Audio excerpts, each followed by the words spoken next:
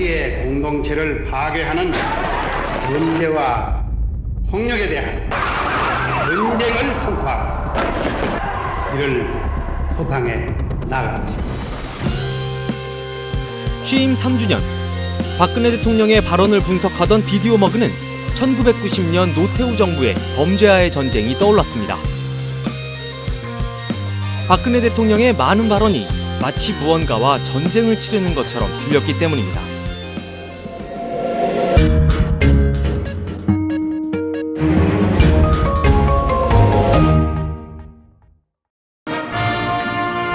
박근혜 대통령의 과거에 대한 인식은 취임사부터 조금씩 모습을 드러냅니다. 과거와는 다른 우리가 스스로 새로운 길을 개척해내야만 극복해 갈 수 있습니다. 3년 동안 73번 등장한 이 과거라는 단어는 박근혜 대통령에게 좋지 않은 것, 고치고 바꿔야 할 대상으로 쓰이는 경우가 대부분이었습니다. 과거부터 쌓여온 불신의 과거 오랜 기간 지속되어 온 잘못된 과거부터 지속되어 온 뿌리 깊은 적폐입니다. 개혁해야 하고 혁신해야 할 이 과거는 과거 정권에 대한 비판으로도 자주 쓰였습니다. 지금의 국가 부채는 역대 정권들이 쌓아온 결과이지만 과거 정부에서는 손대지 못했던 난제들을 새 정부에서 이 모든 것을 책임지라 하는 것은 난센스적인 일이라고 생각을 합니다. 그동안 과거 정부들에서는 뭐를 했는지 묻고 싶습니다. 지난 2014년 4월 세월호 참사가 벌어진 뒤에 열린 국무회의에서도 박 대통령은 과거를 언급했습니다.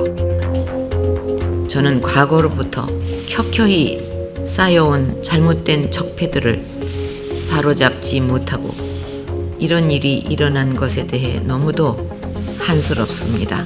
과거의 모든 관행과 관습을 고쳐서 새로운 대한민국을 만드는데 사력을 다해 주시기를 바랍니다. 그런데 박 대통령은 과거라는 단어를 몇 차례 긍정적으로 쓰기도 했습니다. 과거 산업화 시대에 경제개발 5개년 계획을 세웠던 것처럼 앞으로 5년마다 사회보장 5개년 계획을 수립하는 것은 매우 큰 의미가 있다고 생각합니다.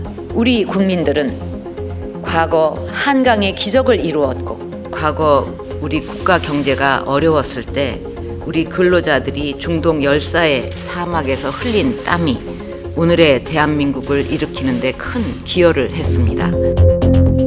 경제개발 5개년 계획, 한강의 기적, 중동 건설 붐. 언제 있었던 일일까요? 긍정적이든 부정적이든 이런 과거를 뒤로하고 취임 당시 박근혜 정부는 경제 부흥, 국민 행복, 문화 융성, 그리고 한반도 통일 기반 조성이라는 4가지 시대적 과제를 제시했습니다. 하지만 기대에 못 미치는 경제 성장률, 세계 41위에서 49위로 떨어진 행복 지수, 최고조에 달한 남북 간 긴장감. 박 대통령 발언에 가장 많이 언급된 국민은 지난 3년을 어떻게 평가할까요?